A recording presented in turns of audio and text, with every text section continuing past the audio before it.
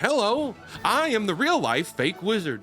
2025 was a great year for gaming. We got some bangers last year. And 2026 is shaping up to be another interesting year in gaming. And I say interesting because, well, there's a massive elephant in the room that every publisher is terrified of.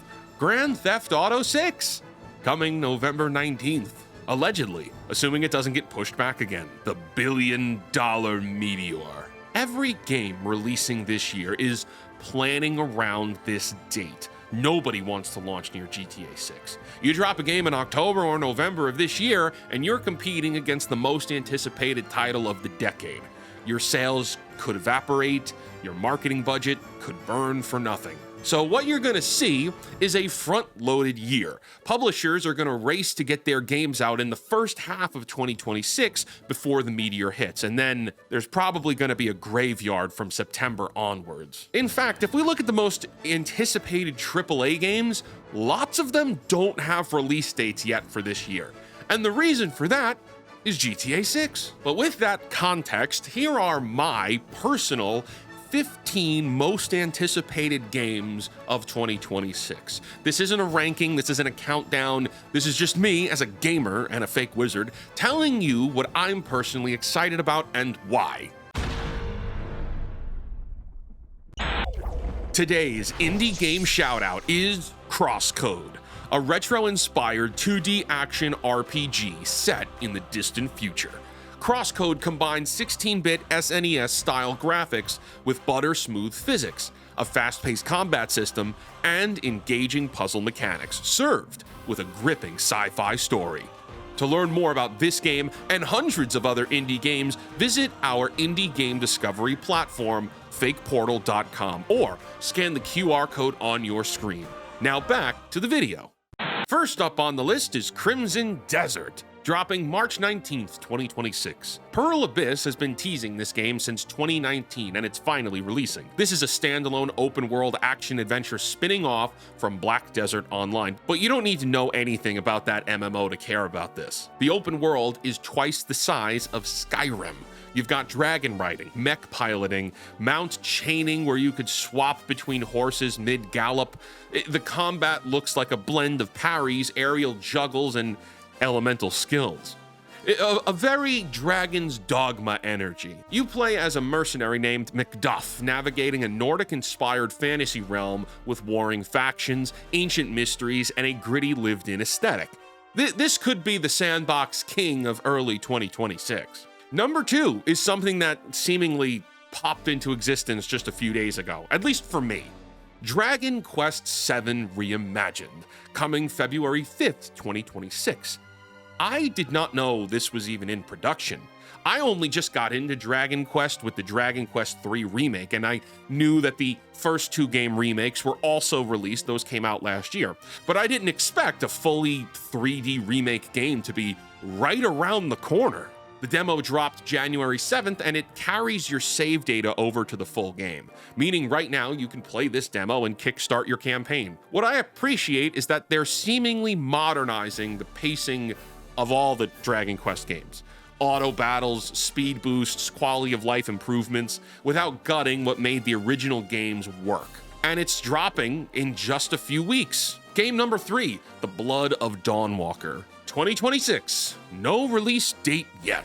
This is the debut title from Rebel Wolves, a studio founded by veteran CD Projekt Red developers, including leads from The Witcher 3. You play as Cohen, a cursed vampire knight in plague-ravaged 14th century Europe.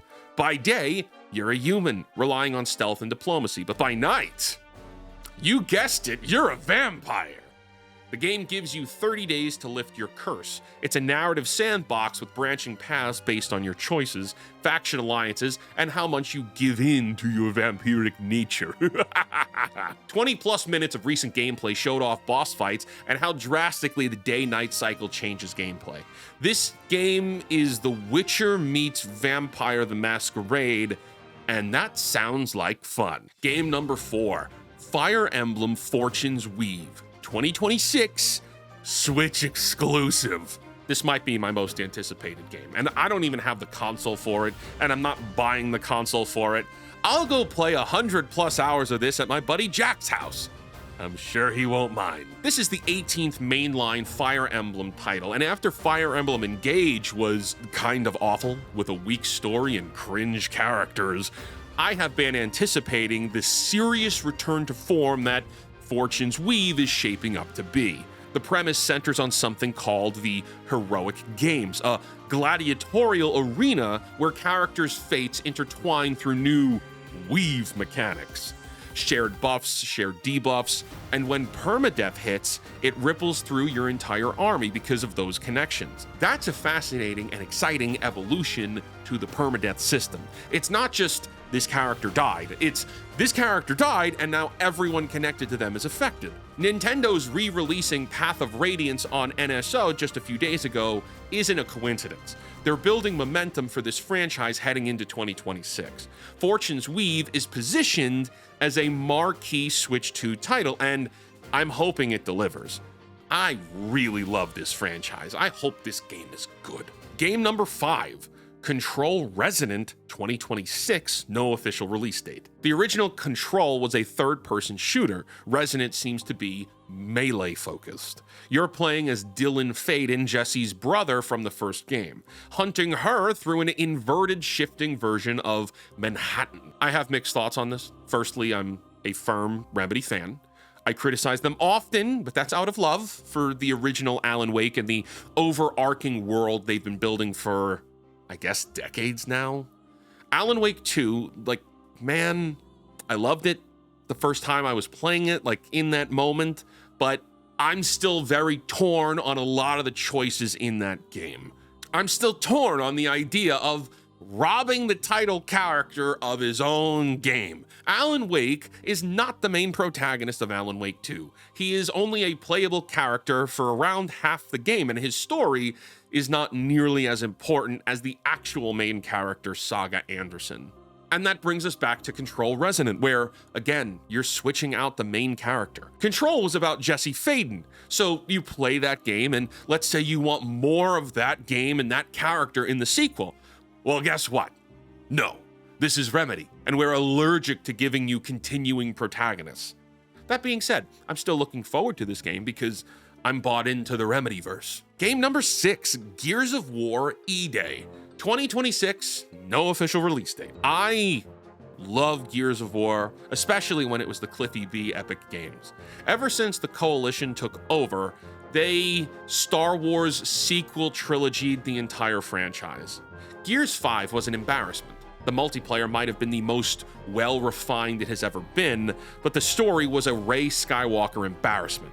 The franchise has kind of been on hiatus ever since. Gears E-Day is meant to be that return to form, taking us back to Marcus Phoenix and Dom Santiago as the protagonists in a prequel to the first game. Microsoft has been assuring people this won't get delayed again, and after the Gears 1 remaster in 2025, it's clear they're trying to snowball effect this franchise back into the zeitgeist. This is the Xbox exclusive I'm most excited for, and I'll be playing it on a PlayStation 5. Game number 7, Gears of War 2 Remaster. There are persistent rumors of a Gears of War 2 remaster also coming in 2026. There's nothing confirmed yet. The Coalition hasn't officially announced anything, but after Gears 1 Reloaded last year and with E-Day on the horizon, it makes sense to keep this franchise's energy going. Gears 1 Reloaded was an HD upscale of a 2006 game that had already gotten an HD upscale. The last rumor we heard was that each year we'd get another remaster, meaning Gears 2 this year and Gears 3 in 2027. I don't see why they wouldn't do this, especially since Xbox wants to expand the Gears and Halo franchises to PlayStation. You have to get these games over to that platform. Game number 8, Mouse PI for Hire, coming March 19th, 2026. An anthropomorphic mouse detective in a 1920s noir setting, rendered entirely in hand-drawn black and white rubber hose animation style. Think Cuphead meets Doom meets classic Mickey Mouse cartoons. You're playing as Jack Pepper, a detective with a Tommy gun, unraveling mysteries involving mobsters and femme fatales. The art style is gorgeous, that old 1930s cartoon aesthetic with jazz soundtrack and fedoras everywhere. This game has been in development for a long time. Its release date has changed a few times, but that just makes me more excited to finally play it, because this looks like fun. Game number 9, Valor Mortise. 2026, no official release date. This is from One More Level, the Polish studio behind Ghost Runner, and they're pivoting from cyberpunk to Napoleonic horror. You play as William, an undead soldier from Napoleon's Grand Armée, resurrected in an alternate 19th century Europe where the Emperor's conquests have unleashed supernatural horrors. You're dueling grotesque abominations, mutated remnants of something called the Eternal Guard, while unraveling a conspiracy tied to a crimson plague. First-person Souls-like combat, Ghost Runner's speed fused with Dark Souls precision, parrying bayonets and musket volleys, dashing through crimson mists, channeling plague energy from supernatural attacks. This is a lot. This is a lot to say for this game, okay? That's a lot right there, man. I'm not good at Souls-like games, but this looks so unique that I'm down to give it a shot. Game number 10, Gunmetal Gothic, 2026, no official release date. I discovered this game on Twitter from the developer putting out advertising content. This is a solo developer project, one person. The aesthetic is PlayStation 1 inspired low poly visuals with CRT scan lines, but the setting is cyberpunk Gothic. You're Anchorite, one of humanity's final guardians, reclaiming a neon-drenched metropolis invaded by interdimensional mechanical demons. I love seeing ambitious projects from solo developers.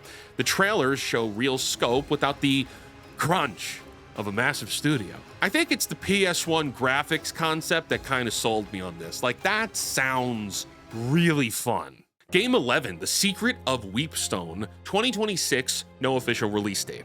This is another indie game that I found on Twitter. This is a game inspired by classic Dungeons & Dragons from the 80s and 90s. Hands-drawn, black and white art that looks like it was ripped right out of an 80s module. Turn-based dungeon crawling that mirrors D&D mechanics. Rolling d20s for attacks and skills. Assembling parties up to 8 characters. Permadeath that actually means something. And here's the clever part. When your characters die, you gain mortal favors.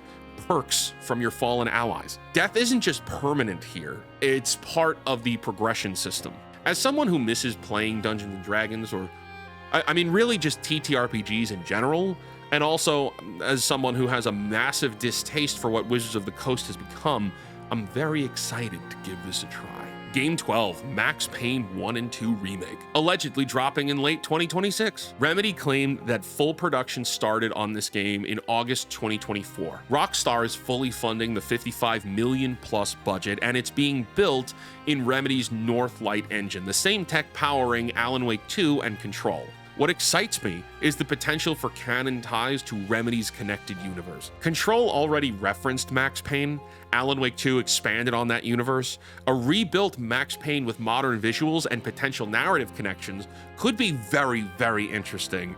I hope Max Payne doesn't get hijacked for another protagonist that's not Max Payne. Game 13, Slay the Spire 2, no official release date. The original Slay the Spire sold over 15 million copies. It basically created the roguelike deck builder genre, like as we know it.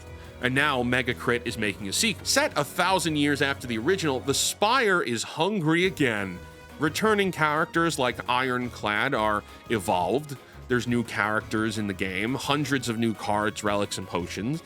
There's meta progression systems now, and new modes they haven't even announced yet.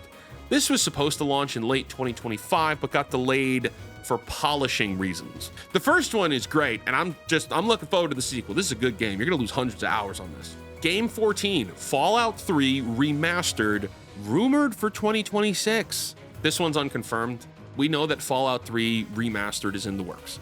We know that Oblivion was shadow dropped last year, and then it was successful for Bethesda. The Fallout TV show's success has renewed lots of interest in the franchise, and the current rumor is that this game is going to shadow drop on the same day Fallout Season 2 ends on February 4th.